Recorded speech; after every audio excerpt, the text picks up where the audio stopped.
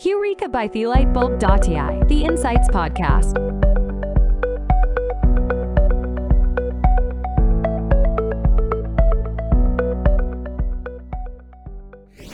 Hi, everybody. Welcome to Heureka, the Insights Podcast. We're very excited today because this is our first podcast. And with us, we have somebody who's a path breaker in the area of consumer insights and consumer research. Her career has been celebrated. She's been part of MRSI. She's led multiple organizations and currently holds the position of the CEO of Ormax Compass, one of the best known market research agencies of India that engages across production, entertainment, brand, and specializes in the area of qualitative research. Welcome, Priya Lobo, and thank you so much for taking the time to be with us today. Lovely. I think this is interesting and fascinating what you're doing. And as you said, this is your first podcast. So I think it is good Shobharam, right? Absolutely. We should start as we mean to go along. And who better to start it off with you? We'd love for the viewers and the listeners to know a little more about who Priya Lobo is and what her journey looked like. So it would be lovely to just quickly start off with that. Yeah.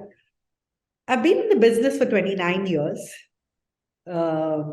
I never thought that I would get into this profession because was going to be a counselor by profession, having done psychology and wanted to pursue that. But I think what was very, very important for me was the whole applied psychology and social psychology. And I was lucky to join Ormax, and I never left. So I have, and the most important thing is the ability to experience behavior, learn how this, what I studied can be applied and made to be and put to use, right?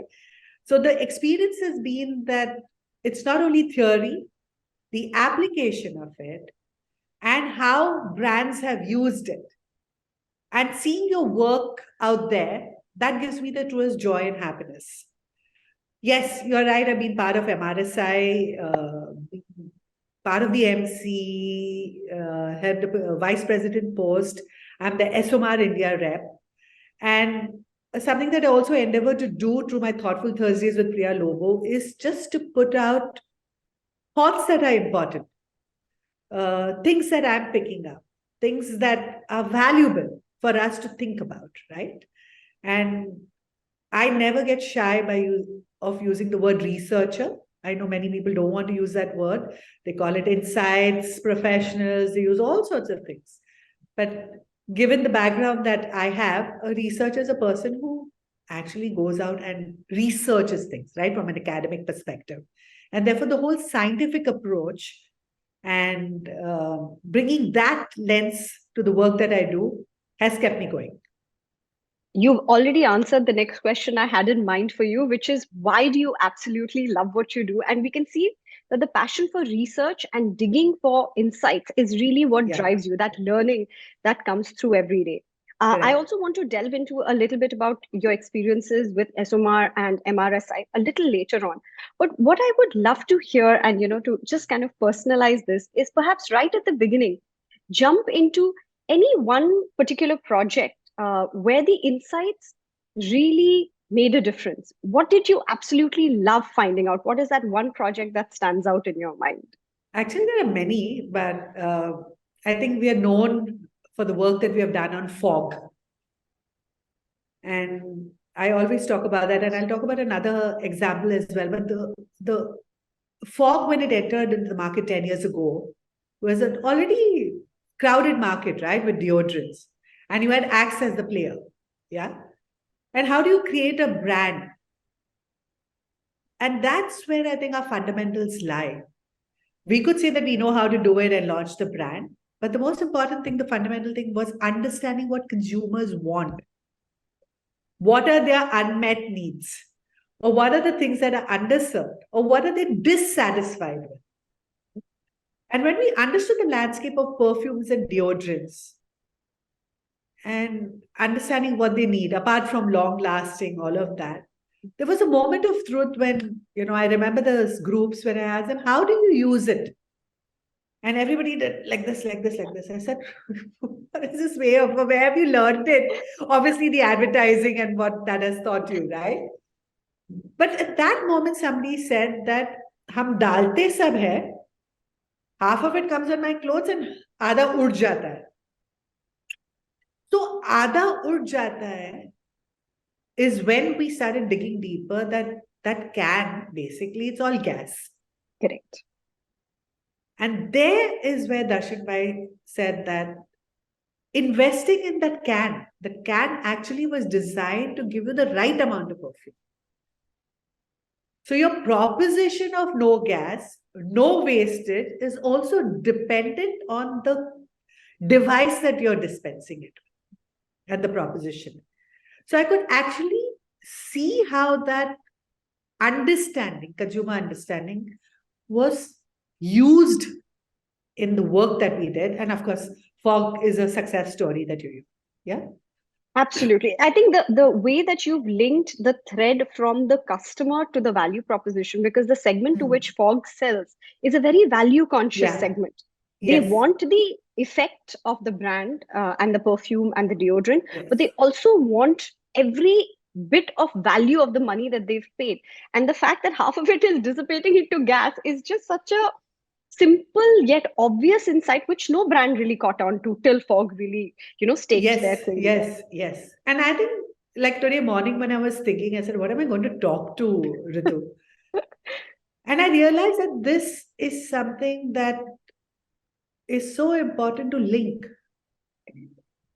Like this was something that when I entered Ormax, there was this saying on the wall by this Nobel Prize winner, and his actual is Albert Sen Georgi, and it was about research is to see what everyone else has seen and to think what no one has thought of.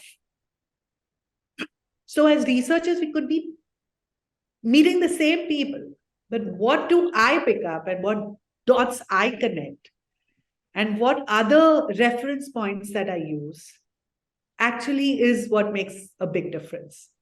So I'll give you another interesting case study and example, as you said, that why does this work become more meaningful and valuable? Yeah. I did something for Wellspan Spaces, the bed sheet. Okay. Now you will think about bed sheet mein kya hai Yeah, actually. And I said, wow, I've taken this assignment, but what are we going to find something new? Okay. And I'm saying we did find something. Beyond the designs and patterns and colors, we know that. But what we understood is over there we didn't do groups.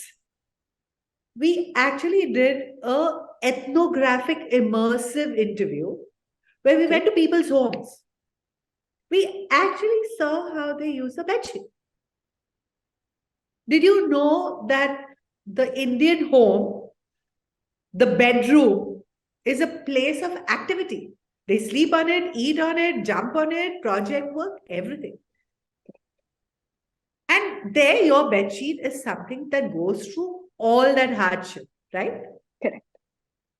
And is something that we just forget about, right? When we started focusing on the bedsheet, that's when the stories came out. And I remember this woman who I took her for not only the ethnographic immersive interview and also the shopping later on. And she picked up the Wellspan Spaces stain technology bedsheet. So she did this thing in the shop and she said, "Arey, pan ye kya hai?" So the Spaces, I remember the saleswoman was very good. Said, "Ma'am, chai ke daag aapne kabhi देखा है फिर वो नहीं जाते हैं ना." The moment she said chai ke daag, she had already bought into the entire story. She said, yeah, this bedsheet looks dirty. Everybody's eating on it. It looks a mess. I've got a small kid. And when my husband comes home, he says, it's all looking like a mess. And she says, how many times you go to wash the bedsheet? It's such trouble. Yeah. And from that's when, if you get a chance, watch that ad. It's actually this woman who is really having and suddenly the wine falls on the bedsheet, and before you know, she's dragging the bedsheet and going to the bathroom and washing it to take out that stain. And And it was such a humorous ad, but we tested that ad, Ritu. So, when I always tell people, test not because you are afraid of whether it's right or wrong, but you made something so good because of the work that we did, the depth of the work that we did, and we got the real consumer emotion angst. And when you made that communication, those women said, "You've got it. You've understood us. Do That you is the have true this? We're test. willing to buy this. We're willing to buy this and pay the right amount." Yeah. And I think that's when your work becomes powerful. Yeah. And we've done many studies like that. Like even for OLX, when OLX launched, right? It was due to the category of used goods. Mhm. And I remember Gaurav Mehta, and he's a great partner, and I've worked with him for 9 years. He said, let's understand this Indian woman and her saving and the notions of independence and money. And I said, yeah, interesting. Because used goods, normally when we used to have used goods, and I know, Ritu, there are only two things happen. You either call the kabadi wala and he gives you some 200 rupees, or you say, let's give it to charity. Correct? Correct. But what we understood is that the woman, if she understands that this can fetch her a good price and money, and all women have the stash of cash that they keep. Correct. Either they have something and then that's for a rainy day or buy something, whatever. The moment she realized the connection that, hey, this is something that's valuable, might be valuable to somebody. And if I can sell it on OLX and get a good price, then that becomes my stash of cash. Correct. But investing in things like that, bringing in that perspective in the work that we do, I think that's when, this work becomes meaningful, fun. And I think you never get bored. And I'm sure somewhere I saw you can never get tired of it, right? Every day is a new day. Yeah. Every day is a new day. Yeah. Absolutely. I think that is so true. What's really been exciting for us also in the space of consumer insights is every project, every organization that we engage with is dealing with such a wide variety Yeah. of issues, business led, product led, and each one of them is based on a moment of human insight or human truth, because ultimately you're selling to Yeah. human beings. But it's Correct. sometimes so easy to step away and pretend that it's business when you forget that it's rooted in actual human emotion every time. And Absolutely. awesome. But on the Can corollary, I add one thing to that? Therefore, at yeah. Ormax, we never say B2B, B2C. Hmm, It's H to H. It's a human being at the other end. Yeah. absolutely. And that's the And only thing that we have to work at. And I think a lot of brands sometimes, because I think they look at the macro view, tend to forget that that macro is just composed of individual human beings who are Yes. reacting to you with their own context and prejudices and ideas. Yeah. Yeah. On the subject of prejudices, I know you must have worked with so many brand people and business heads. What Yeah. is the most common misunderstanding or misexpectation from consumer insights or consumer research that you see even professionals coming to you with? I think this is something that I believe in. I think we're all experts in the professions that we have taken on, right? Correct. I have a problem with marketing and brand people or anybody saying that they are the experts or they need to attend everything or they need to see everything and they need to ask questions. I would, it could be a part problem of the kind of research talent that we have and the way it's being done. It's all right. Let's park that aside. But when you're engaging with experts, you might be there for the few earlier rounds because you want to fine tune and then let them do their work. Yeah. And I've seen great value. I've seen even a mid-level researcher flourish. Might take a little longer to do that particular thing, but then that's the only thing they're focusing on. And they're not focusing on the client sitting in the one-way mirror, somebody managing this, questions coming in. Okay. At Ormax, there are no chits that come in. There are no questions that come in. So meet early, discuss, let that thing happen, confab after that. But it's a true partnership to bring in something that's value. I And- actually completely agree yeah, with you. Yeah. Because yeah. during our days at Airtel, we were sent out obviously to attend FGDs across various cities. And Yeah. I remember an instance where I was with my senior manager. I was still very junior in brand. And I remember thinking that the flow of the conversation was constantly being interrupted by the prompts, by the brand manager. Mm. And the brand manager is obviously coming from a business context. His job is not to establish a human rapport and get the person or the respondent to open up and just let down their guard and actually voice their thoughts. And the researcher, it's a very delicate balance of establishing that rapport. And if Yeah. you're constantly aware that people are watching and interfering, it can Yes. actually ruin the entire process to an extent that I don't think brand managers appreciate. So it's become like a circus. So I'm very particular about it because I think it is a expertise. I think it is an approach. It's a scientific approach. It is something that you have to let happen. And you are working with another human being and you're flowing according to the way that person mind works. Therefore, the researcher should have done thorough homework. The brand and the client and the researcher should have met, discussed it, aligned on it. You can always align even later. You can always, at the end of it, always step out and ask, like, is there something that I missed out? I could have. I could have. Is there something maybe I missed out? I'm fine. But it is not something which is constantly because my job is to be 100% over there, right? And every time a question comes, it breaks the flow. Every time a question comes, it breaks the flow. It does. It does. But have you seen the industry, the brand managers, the people you work with? Have you seen a transformation? Because you've been around for literally 3 decades. You've seen It's the gone inception. down. No, Ooh, it's it's much worse now.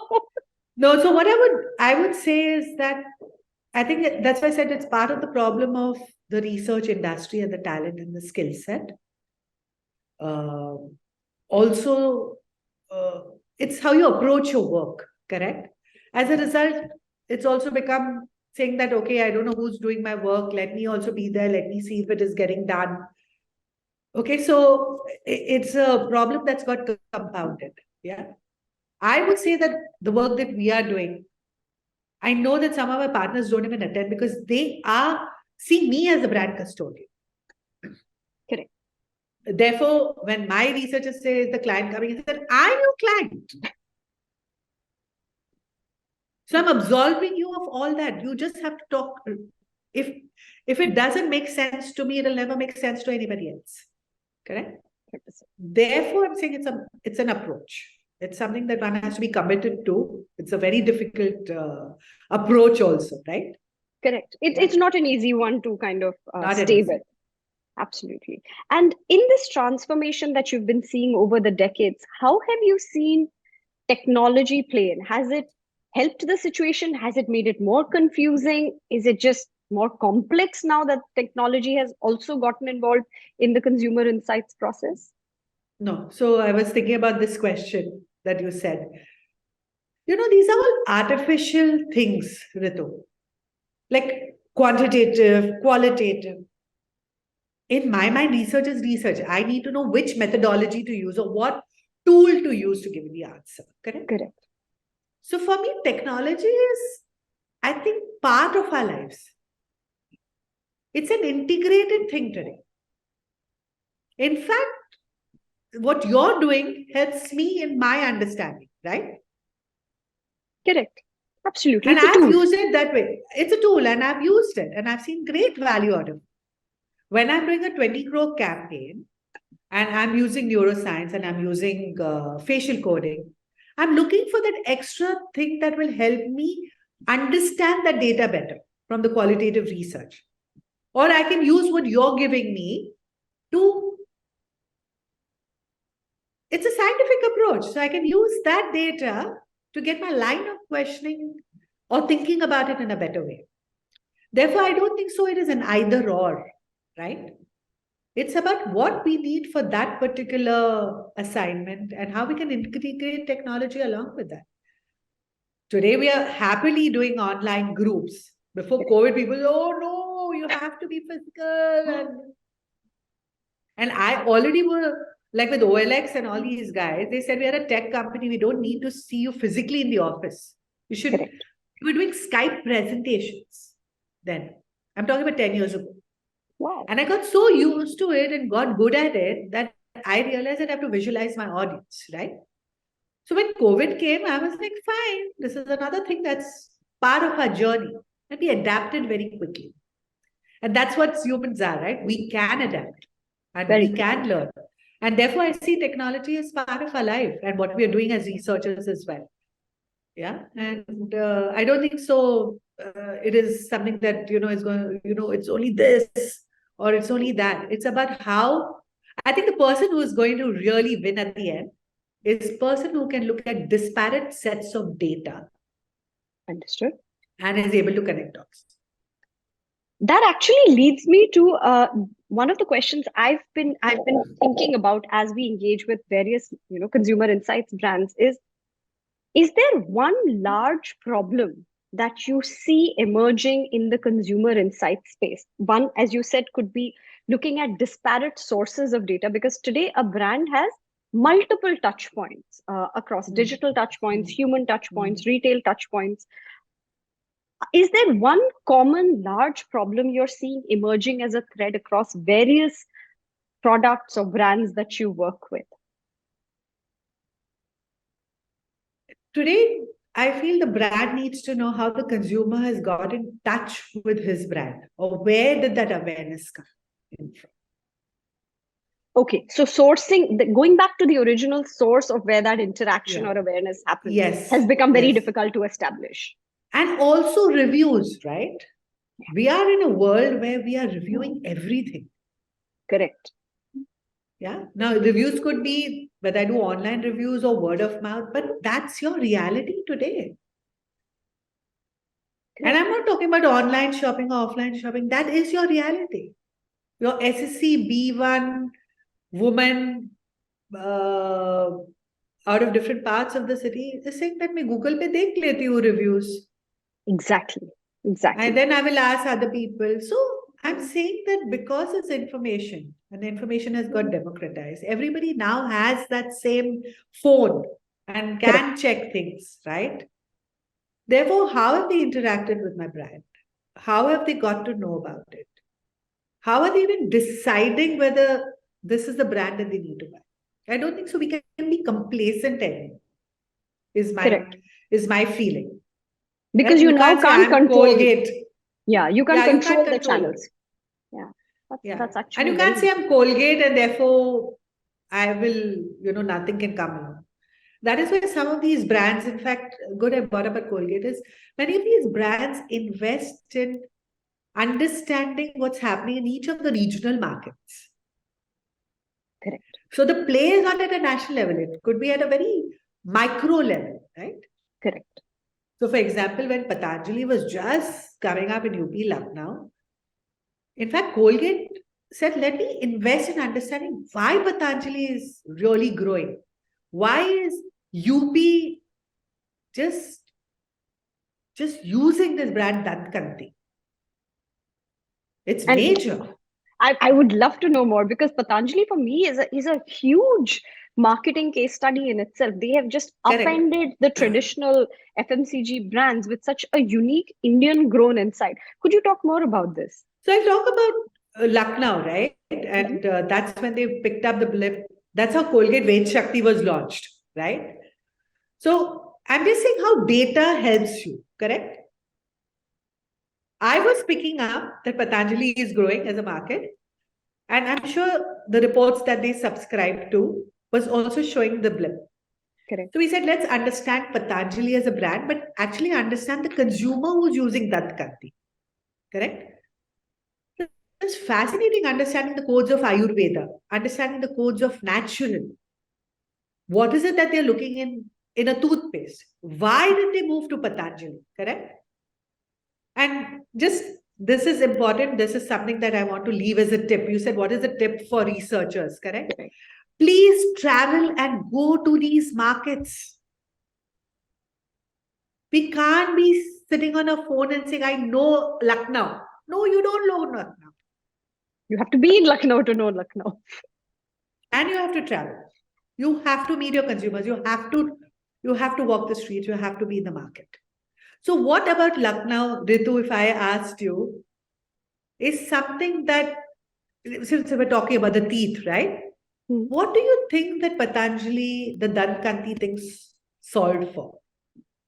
Pan stains, because I'm from UP. You understood what I'm saying? 110%. So what was that? It was they're constantly chewing. Yeah. Men and women both. It's not a SEC thing. It is not something that is scorned up. Correct. And when you're chewing, your teeth get stained. Also, there was a lot of gum bleeding. Because of the pan, it impacts, yeah. And they were not going to the doctor. We all know that going to the dentist and the doctors are like a Taboo. Rehne do. Rehne do till we correct. And Dantkanti was helping them with these problems, which they were not getting solutions from possibly the other brands, correct? So again, I think one of the recurring themes that's coming out from your discussions on Wellspun and OLX and all of these is till you actually get into a consumer's actual life problem and thought processes, which most brands don't do. Because during my brand days, I also remember when we used to say things like, what's my brand personality? I'm warm, I'm friendly, I'm approachable. And then when you actually implement the approachability aspect and set up, say, an IVR touch point, where you don't let a consumer speak to a customer service representative, how is that approachability really translating on ground? It's not. Correct. Yeah. And versus, I remember, we used to have these sessions where Tata was one major player, and you could actually talk to people on the Tata Play IVR. I was on the Airtel DTH brand, and you could just never get through to a customer service rep on Correct. Airtel DTH. And it makes such an impact that when you speak to consumers, they're like, आप लोगों के साथ तो deal करना मतलब problem ही problem है. But we don't see that because you're sitting in your ivory towers looking at a brand positioning. Yeah. But how does it really impact a consumer? He's more worried, like you said, about the pan stains. He doesn't care about fresh breath energy and a guy and a girl on a bus breathing into each other's faces. That's not his reality. And good you brought about this fresh breath. It's almost a close-up kind of a thing, correct? But actually, the guys who are suffering of this are a little older. And they have been possibly chewing gutka and pan and all of that for the longest time as a culture, as a habit. I mean, you go to anywhere in UP, right?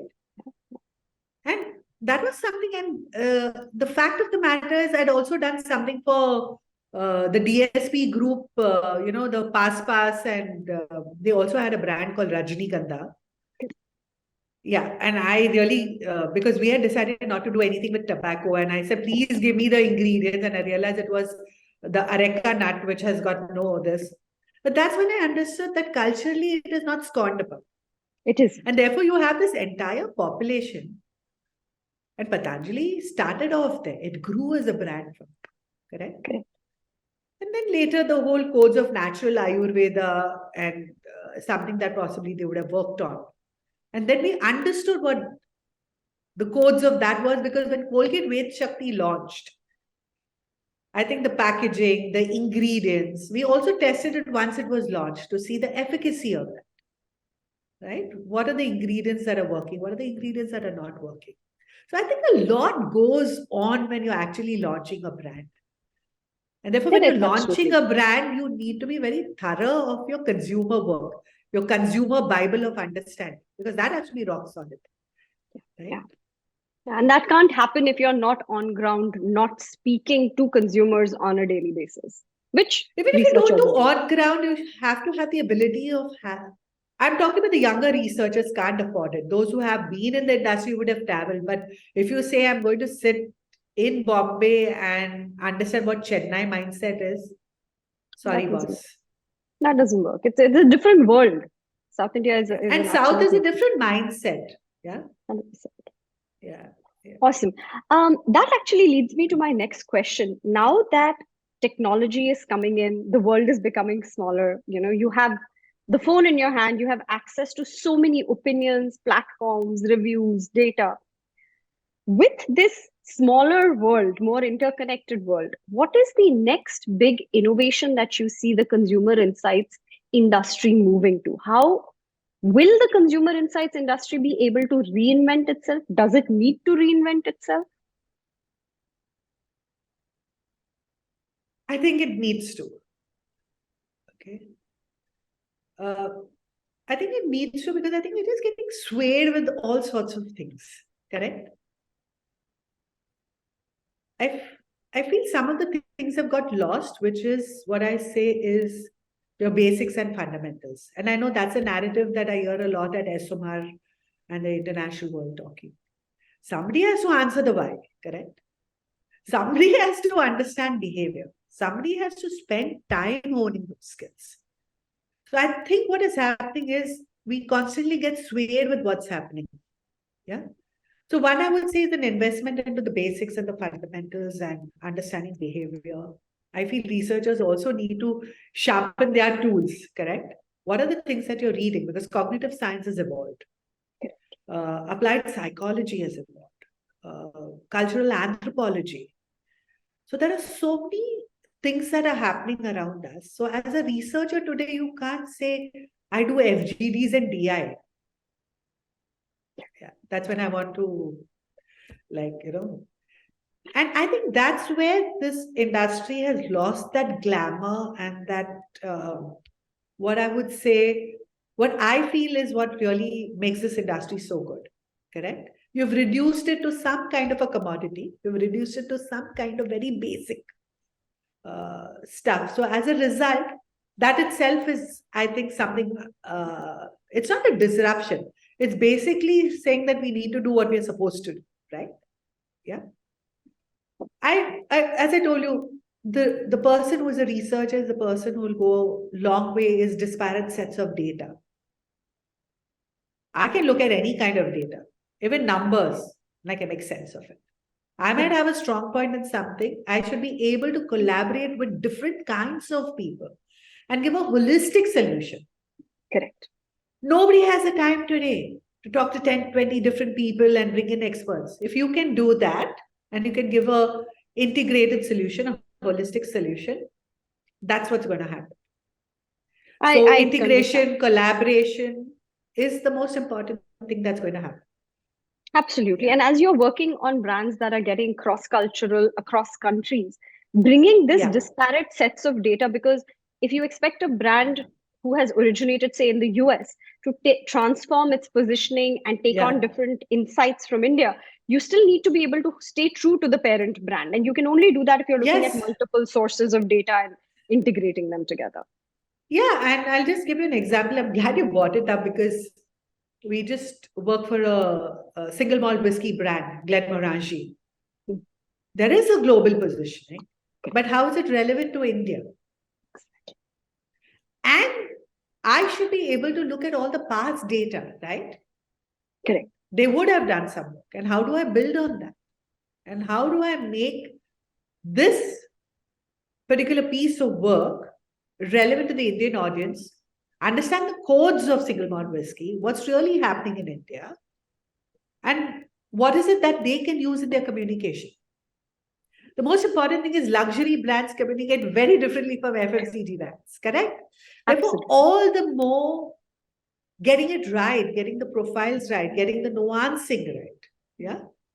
And I can use any data. We use secondary research as well over here. And this is competition brands. We try to see what is the different kind of different codes that luxury brands use. There's so much to do. Absolutely. Yeah. Wow. This has been so coming back to technology, looking at integrated solutions and collaborating globally. Yeah. One of the things that technology has brought to the consumer insights recently in one of the recent tech innovations is emotion AI. And that's really where we work. Have you worked with emotion AI companies in the past? What is your opinion of emotion AI? I know it's a very diverse field and with various people holding different views. What are your views on emotion AI? Okay, so my real love for this started when I think we tried to have some kind of an engagement and association with Realize. Based out of UK. UK. Yeah. Yeah, based out of UK. And I think that's the time when you had Effectiva Yes. as a And company. that's correct? now quite a popular tool in quant research circles now. Yes, because I think Milward Brown and I think there was an integration over there, or they own it. Yeah. So when I heard of that, I said, wow. Because there were certain emotions that even a seasoned researcher can't pick up. Emotion of disgust. Yeah.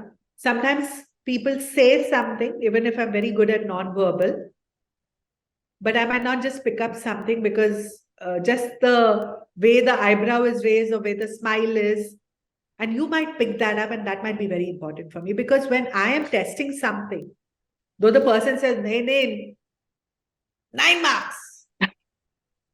I know Indians, by nature, very liberal with the giving of marks. So They I never go say to negative grade, stuff easily. correct. Even if I go to great pains, I really want to know a 6 is a 6 or a 7 is a 7 or an 8. And I think that makes or breaks whether I would want to release an ad or a product or a test. Correct? Correct. And I find these tools because they can pick up something that I might not be able to pick up. Correct? Therefore, I see it as collaborative, integrated. And I remember we had a deal with them, we tested it out, and some of the forward-looking partners used it, and we saw great value out of it. Yeah. But it was, I think that was the wrong time for the, sometimes I like to do things which are way ahead of their time. And then I realized that it was just becoming a hard sell. And I think the quant companies had also then bumped in Effectiva as part of their quant thing. So it just became too much. But I value the emotional AI bit because I understand tonality. I believe non-verbal language. I believe the para-language, the acoustics adds a lot of value, even emotions. Yeah. And because that didn't work out, then I sat with a psychoanalyst and I asked her to do a 12-part session with us, understand each of the emotions. What does envy mean? What's the context of that? What is grief?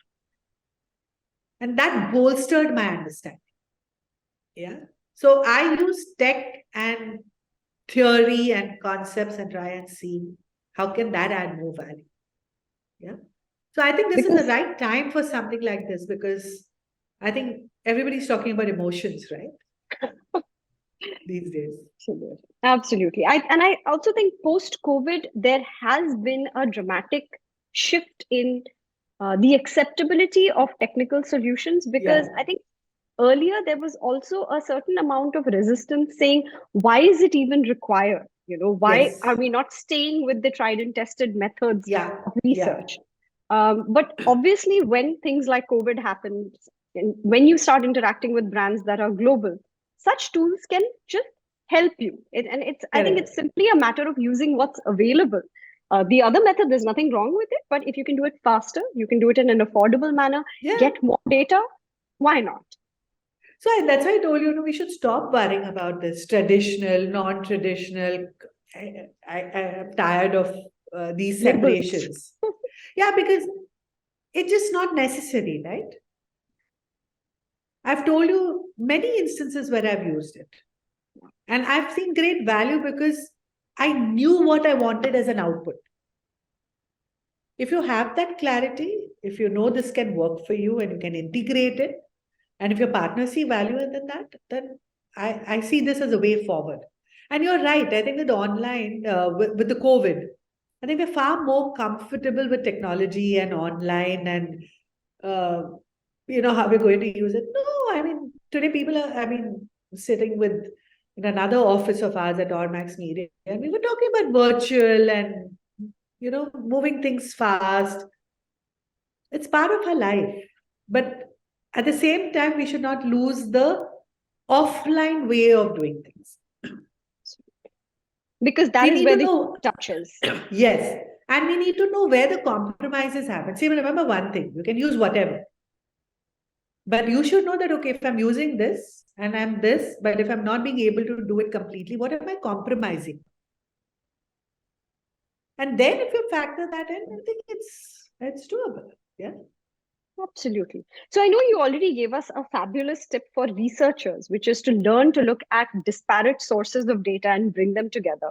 But what would you give as a tip for somebody who's just looking to start their career in consumer insights? First 2, 3 years, excited about this space.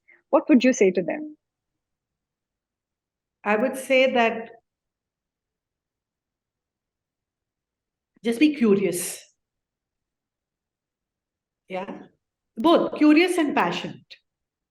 It should be that, it is like, I sometimes think of, you look at a dog and he gets a bone, right? He's with that thing. Correct. He's attacking it from here, he's attacking it from there. The reason why I'm saying that if you do that for the first 2 to 3 years, you'll just have that hunger to address a challenge. Or it's almost like you can't sleep till you really know what's happening. Yeah. And that's how I was. I wanted to know everywhere. I wanted to go everywhere. I wanted to know everything. Right. And also for me, because, when you stay in Bombay and you stay in one of the metro places, a lot of things you don't know. Or you come across when you're meeting other people. Right. And that 2, 3 years of just traveling, meeting people, looking at a particular thing, and trying to see there are different ways of that, I think is important. I know this might not be the answer that you thought of a dog with a bone, but that's but in its real sense, it is so important. Yeah, it's so important. It's very descriptive. I totally, because the rapt attention, the hunger Yeah. to get into it, and just the Yes. unwillingness to let go. So I think it was a beautifully descriptive example, and I'm sure everybody already has a picture in their heads now. Awesome. No, this has Yeah. been amazing, Priya. I would love Thank for you. more people to get to speak to you, follow you online. I know Sure. you have a lovely YouTube series, which is Thoughtful Thursdays. Do you only do it on Thursdays? Do you do it on other days as well? No, I only do it on Thursdays because that itself is quite a lot of work, right? uh, but that this is something, in fact, was going to evolve into dialogues with people and conversations with people. I did a couple of them because COVID gave you a little more time. But I need to get back to that because that's where it starts unfolding, because you're getting different people and their conversations and their stories. So that's it. Thursday is what I got the inspiration from Big Bazaar, right? Kishore Biani said that Wednesday ka sale, you remember that used to be Yeah, the there's a big Wednesday. sale. Yeah. So I said, yeah, man, he owns Wednesdays. But that thought remained, right? On Wednesday, there was something going to happen. Correct.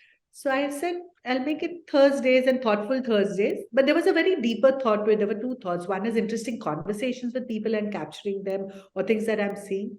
But also, it was in my mind saying that this is the day where I dedicate to myself to think, to also slow down. Okay. And therefore, how are you investing back into what you should be doing as a person? So it helps. It's a reminder to myself. So, To be thoughtful and mindful. And I know this is not really part of the Insight scripts, but you're such a senior professional in such a yeah. busy industry. Yeah. How do you self-care and balance? How do you stay Mhm. sane? How does that work for you? What are your Humor. go-tos? Okay. I think I'm gifted with a sense of humor.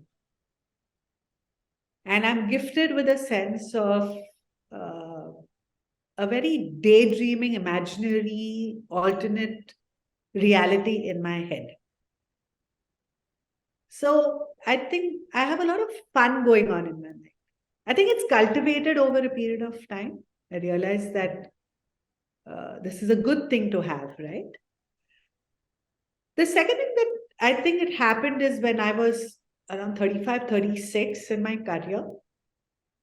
I think sometimes your parents are the best people who know you, right? And tell you what's really going on. And I remember my dad saying, like, do you really want to do this? Do you want to take a break? And I think he was seeing me just going next speed into something, right? And that's where I got thinking.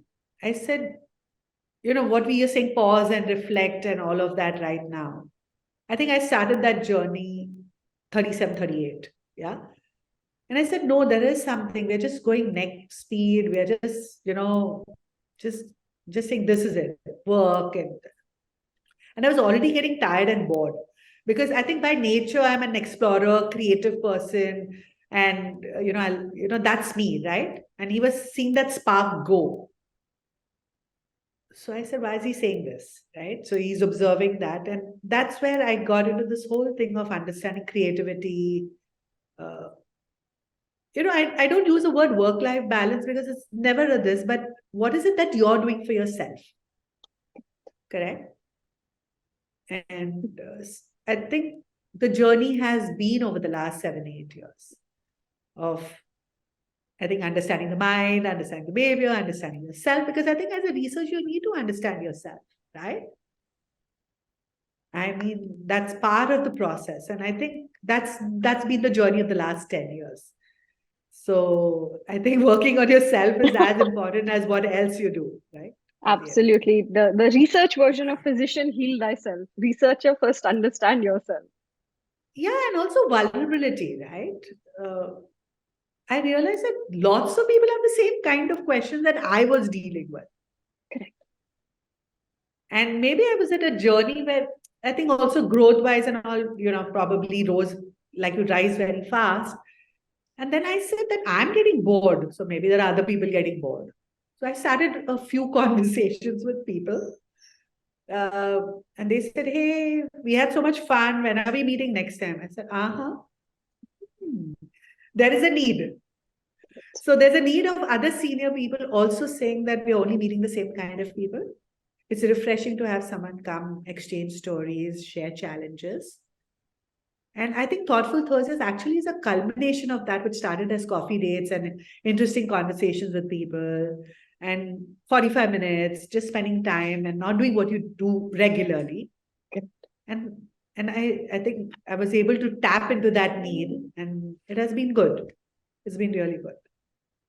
Absolutely amazing. I don't know whether whatever I'm saying is helpful, but I think these are the things that one needs to do, right, over a period. I think it's very, very helpful because, there is this misconception amongst younger people today. And, we faced it when we were, advancing up the career ladder as well, that you have to be obsessed with your work. Yeah. And that is the only pathway to success. If you take your eyes off the prize for a second, you will fail. And I think it's also a reflection of the kind of culture and generation that we grew up in, which was extremely competitive, very academic oriented, where if you did take your eyes off the prize, you would lose.